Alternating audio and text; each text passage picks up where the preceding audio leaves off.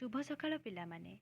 आज आम जानिबा विशेष्य कौन, विशेष्य क्या कहुए, विशेष्य केते भार विभक्त, विशेष्य उपरे संपूर्ण विवरणी आज आम जानिबा। विशेष्य जानिबा पूर्वरु फास्ट आम जानिबा वाक्य कौन। वाक्य कौन ना कौनसी भावबोधक पूर्णांग उक्ति को वाक्य कुहाଯାଏ। जदि आम कहिबा व्याकरण शिक्षा कले आमे, सेटा कौन केबे भी गोटे पूर्णांग वाक्य हेउची ना।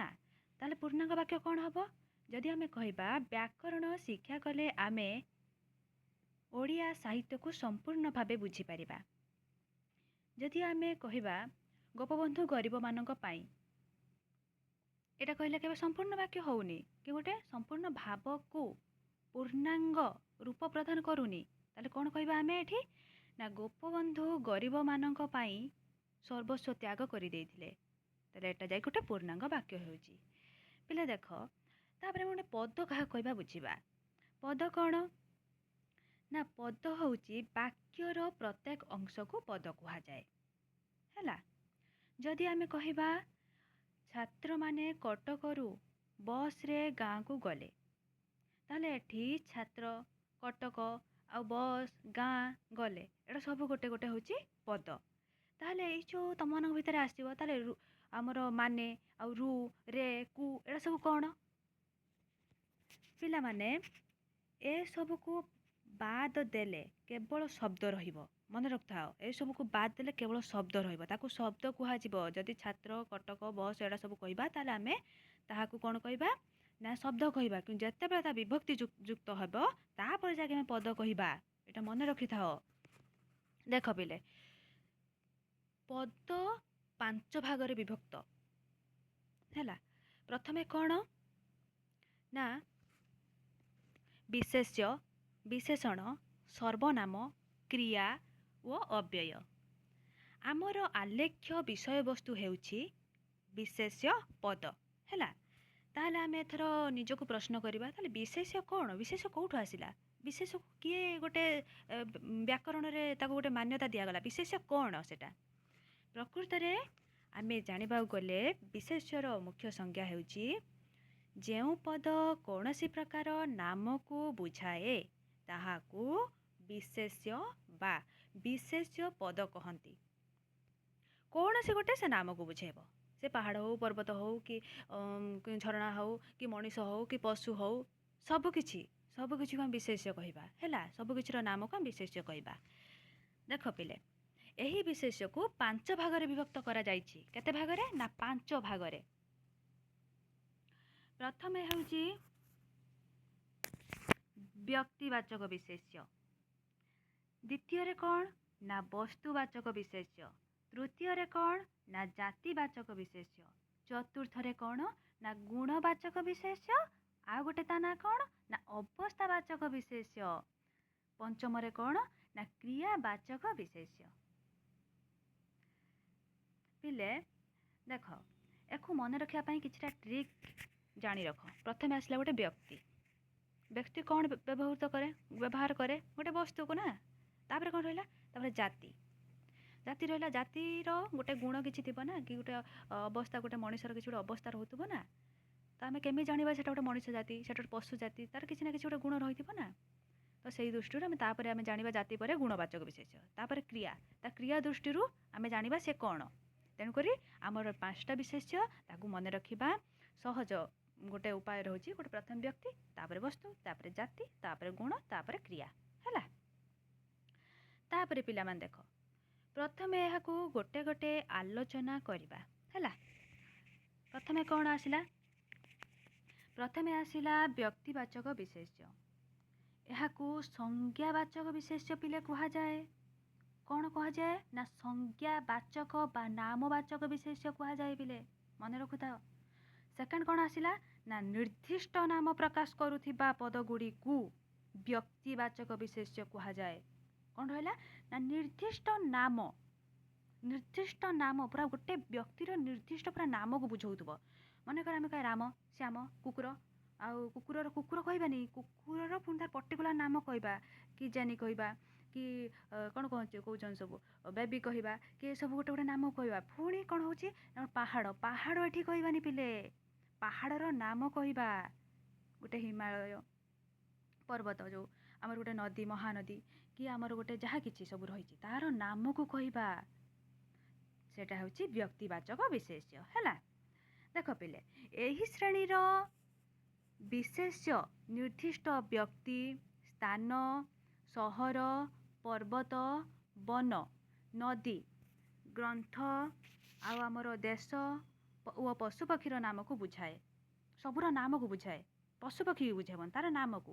ମନେକର ଆମେ ଯଦି କହିବା କୋଇଲିଟା କ'ଣ ଗୋଟେ ପକ୍ଷୀମାନଙ୍କ ଭିତରେ ଗୋଟେ ଜାତିର ନାମ, ଗୋଟେ ସେଇଟା ହେଲା, ଗୋଟେ ଜାତି ପକ୍ଷୀର ନାମ ସେଇଟା। ମନେକର ଆମେ କହିବା କ'ଣ ନା ପଶୁମାନଙ୍କ ଭିତରେ ଗୋଟେ ନାମ ହେଉଛି କ'ଣ ଅଛି, ଗୋଟେ କୁକୁର ହେଲା, କି ଗୋଟେ ହେଉଛି କ'ଣ ବାଘ, ତାର ପର୍ଟିକୁଲାର ନାମକୁ ଆମେ କହିବା ହେଲା।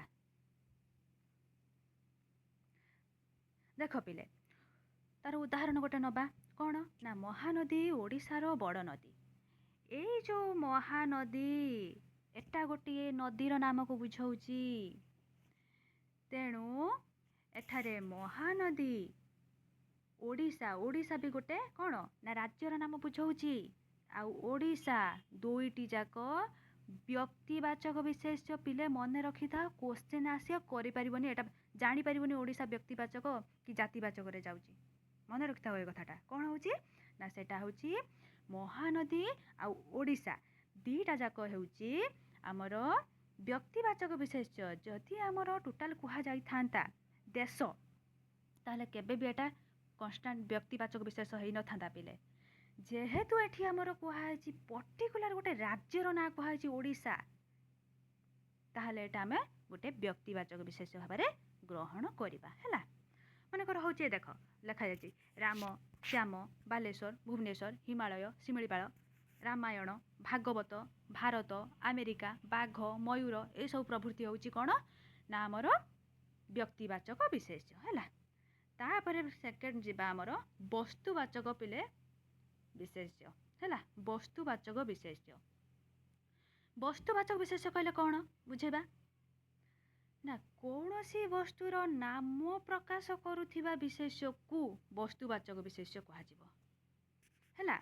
କ'ଣ ମନେ ରହିଲା ନା କୌଣସି ବସ୍ତୁର ନାମ ପ୍ରକାଶ କରୁଥିବା ବିଶେଷ୍ୟ ପଦକୁ ବସ୍ତୁବାଚକ ବିଶେଷ୍ୟ ପିଲେ କୁହାଯିବ। ମନେକର ବସ୍ତୁ କ'ଣ ଆମର ନା କ୍ଷୀର, ପଥର, ସବୁ ଗୋଟେ ଗୋଟେ ବସ୍ତୁ। ମନେ ରଖିଥାଅ, ସୁନା, ଜଳ, ରୂପା, ମାଟି, ଲୁହା, ଗହମ, ଆଉ ଆମର କ'ଣ ଡ୍ରେସିଂ ଟେବୁଲ, ଖଟ, ପଲଙ୍କ, ସବୁ ଗୋଟେ ଗୋଟେ ବସ୍ତୁ ହେଲା। ତାର ଉଦାହରଣ ଗୋଟେ ଦେଉଛି ଦେଖ, ମୋତେ ଟିକେ ଲୁଣ ଦିଅ। ଏଠାରୁ ଲୁଣ ହେଉଛି କ'ଣ ନା ବସ୍ତୁ। ମନେ ରଖୁଥାଅ, ଲୁଣ ହେଉଛି ଏଠାରେ ବସ୍ତୁ, ତେଣୁକରି ଲୁଣ ହେଉଛି ଏକ ବସ୍ତୁବାଚକ ବିଶେଷ୍ୟରେ ଯାଉଛି ହେଲା। ତାପରେ ଚାଲ ଯିବା ଦେଖିବା, ତାପରେ ଆସୁଛି ଆମର ଜାତିବାଚକ ବିଶେଷ୍ୟ। ଜାତିବାଚକ ବିଶେଷ୍ୟ ପିଲେ କ'ଣ ନା ଯେଉଁ ପଦ କୌଣସି ନିର୍ଦ୍ଦିଷ୍ଟ ନାମକୁ ନ ବୁଝାଇ ଅନେକଙ୍କର ସାଧାରଣ ନାମ ଅର୍ଥାତ୍ ବର୍ଗ ବା ସମୂହର ନାମକୁ ବୁଝାଉଥିବ। ମନେକର ମୁଁ ଏବେ କହିବି ମନୁଷ୍ୟ ଜାତି, ପଶୁପକ୍ଷୀ ଜାତି, ପର୍ବତ ବି ଜାତି ଭିତରେ ଯାଉଛି, କାହିଁକିନା ଆମେ ପର୍ଟିକୁଲାର ପର୍ବତକୁ କହୁନାହାନ୍ତି। ମନେକର ଆମେ ହିମାଳୟକୁ କହିବା, ସେଟା ହେଉଛି ନାମବାଚକ ବିଶେଷ୍ୟ ହେଇଯିବ। କିନ୍ତୁ ଆମେ ପର୍ଟିକୁଲାର ପର୍ବତକୁ କହିଲେ ନାମବାଚକ ବିଶେଷ୍ୟ ହେଇଯିବ। କିନ୍ତୁ ଆମେ ଯେହେତୁ ପର୍ବତ କହିଲା ବେଳୁ ସବୁ ପର୍ବତକୁ ବୁଝାଉଛି, ସମଗ୍ର ପର୍ବତ ଜାତିକୁ ବୁଝାଉଛି, ତାହେଲେ ଏଇଟା ଆମର ଜାତିବାଚକ ବିଶେଷ୍ୟରେ ଯାଉଛି ହେଲା। ଦେଖ ନଦୀ ମୁଁ କହିଲେ କେବଳ ଗଙ୍ଗା ନଦୀ କି ମହାନଦୀକି ବୁଝାଉନି। ନଦୀ କହିଲେ ସମଗ୍ର ନଦୀକୁ ବୁଝାଉଛି, ସମୂହ ନଦୀକୁ ବୁଝାଉଛି। ତେଣୁକରି ଏଠାରେ ହେଉଛି ତାହା ହେଉଛି ଗୋଟେ ଜାତିବାଚକ ବିଶେଷ୍ୟ। ମୁଁ ଯଦି ଏବେ କହିବି ଏ ମଣିଷ ଗୁଡ଼ା କ'ଣ ହେଉଛନ୍ତି, ତ ଯେଉଁ ମଣିଷ ଆଇଲା ପର୍ଟିକୁଲାର ଜଣଙ୍କ ନାଁ ମୁଁ ସେଠି କହି ନାହିଁ, ସମଗ୍ର ମଣିଷ ଜାତିକୁ ମୁଁ କହୁଛି। ତେଣୁକରି ଏଟା ହେଉଛି ଗୋଟେ ମନୁଷ୍ୟ ହେଉଛି ଗୋଟେ ଜାତିବାଚକ ବିଶେଷ୍ୟ ପିଲେ ହେଲା। ତାପରେ ଦେଖ ଆମର ଯିବା ଉଦାହରଣ କ'ଣ ନା ବନ କଟା ହୋଇଗଲେ ନିଶ୍ୱାସ ପ୍ରଶ୍ୱାସ ନେବାରେ ଖୁବ୍ ବାଧା ହେବ। ତାହେଲେ ଏଠାରେ କ'ଣ ହେବ ନା ବନ ହେଉଛି ଗୋଟିଏ ଜାତିବାଚକ ବିଶେଷ୍ୟ। ମୁଁ ପର୍ଟିକୁଲାର ବନ କଥା କହୁନାହିଁ ପିଲେ, ସମଗ୍ର ବନ ସମଗ୍ର ବଣ ଜଙ୍ଗଲ କଥା କହୁଛି ଏଠି ହେଲା। ତେଣୁକରି ଏଇଟା ଗୋଟେ ଜାତିବାଚକ ବିଶେଷ୍ୟ ପିଲେ। ତାପରେ ଦେଖ ଆମର ଗୁଣବାଚକ ବିଶେଷ୍ୟ। ଏତିକି ପୁରାପୁରି ଡାଉଟ୍ କ୍ଲିଅର ହେଇଗଲା। ମୁଁ ପୁରା ସମ୍ପୂର୍ଣ୍ଣ ପଢ଼ାଇ ସାରିଲା ପରେ ଆଉ ଥରେ ରିକଲ୍ କରିଦେବି, ମନେ ରହିଯିବ ହେଲା। ଗୁଣବାଚକ ବିଶେଷ୍ୟ ପିଲେ କ'ଣ ନା ଏଠାରେ ଏହାକୁ ଅବସ୍ଥାବାଚକ ବିଶେଷ୍ୟ ମଧ୍ୟ କୁହାଯାଏ ପିଲେ ହେଲା। ମନେ ରଖିଥାଅ ଗୁଣ କ'ଣ ଅବସ୍ଥା କ'ଣ। ତମେ ହଠାତ୍ ଜଣେ ପଚାରିଦେବ ଆରେ ଗୁଣବାଚକ କ'ଣ, ଗୁଣବାଚକ ବିଶେଷ୍ୟ କ'ଣ, ତମେ ସେଇଠି ସାଙ୍ଗେ ସାଙ୍ଗେ ଆନ୍ସର ଦେବ ଗୁଣବାଚକକୁ ଅବସ୍ଥାବାଚକ ମଧ୍ୟ କୁହାଯାଏ। ତାହେଲେ ଦେଖ ନିର୍ଦ୍ଦିଷ୍ଟ ଗୁଣର ବା ଅବସ୍ଥାର ନାମକୁ ବୁଝାଉଥିବା ବିଶେଷ୍ୟ ପଦକୁ ଗୁଣବାଚକ ବିଶେଷ୍ୟ କୁହାଯାଏ। କ'ଣ କୁହାଗଲା ନା ନିର୍ଦ୍ଦିଷ୍ଟ ଗୁଣର ବା ଅବସ୍ଥାର ନାମକୁ ବୁଝାଉଥିଲେ ତାହାକୁ ଆମେ କ'ଣ କହିବା, ବୁଝାଉଥିବା ବିଶେଷ୍ୟ ପଦକୁ କ'ଣ କହିବା ନା ଗୁଣବାଚକ ବିଶେଷ୍ୟ କହିବା ହେଲା। ମନେକର ଦେଖ ତମ ଭିତର ପ୍ରତ୍ୟେକ ମଣିଷ ଭିତରେ କିଛି ନା କିଛି ଗୋଟେ ଗୁଣ ରହିଛି।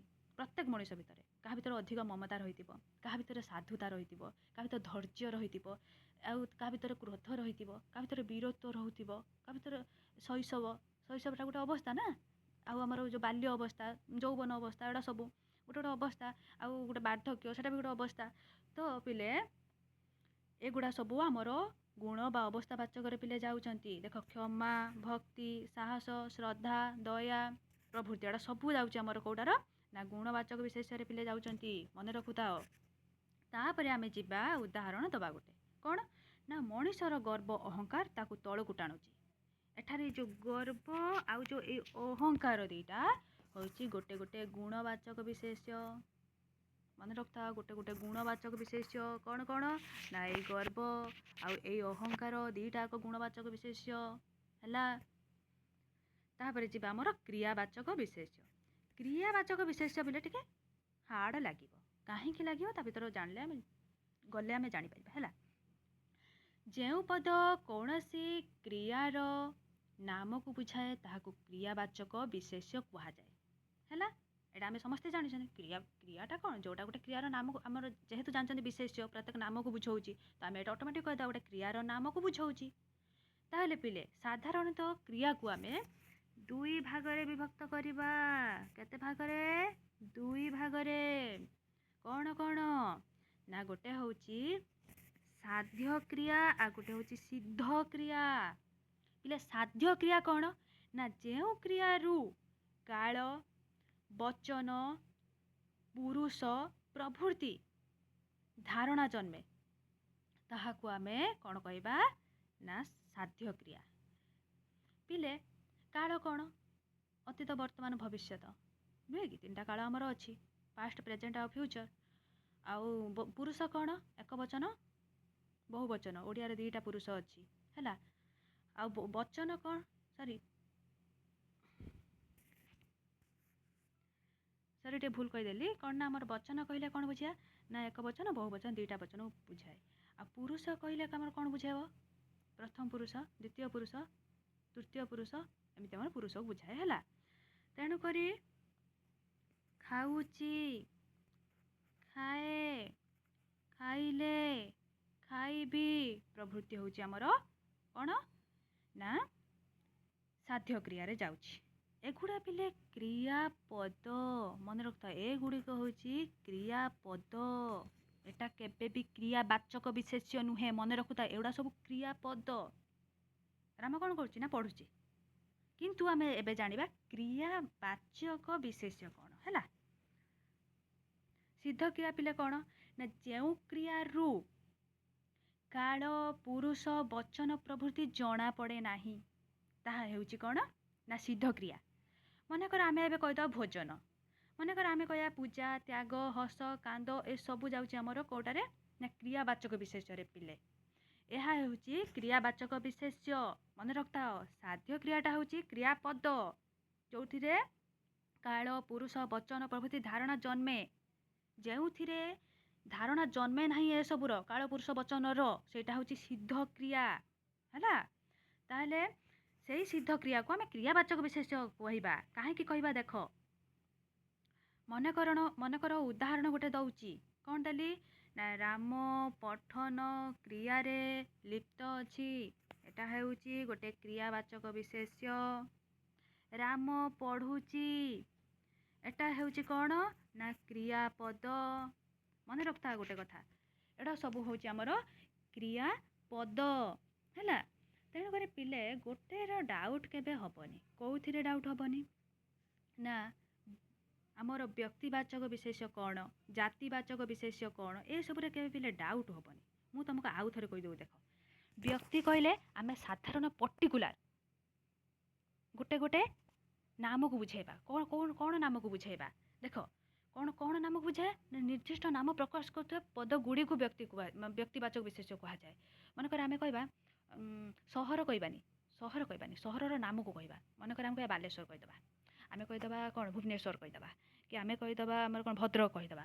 ଏଇଟା ହେଲେ ବ୍ୟକ୍ତିବାଚକ ବିଶେଷ୍ୟ ଭିତରେ ଯିବ। ମନେ ରଖିଥାଅ, ବ୍ୟକ୍ତିବାଚକ ବିଶେଷ୍ୟରେ କୁହାଯିବ।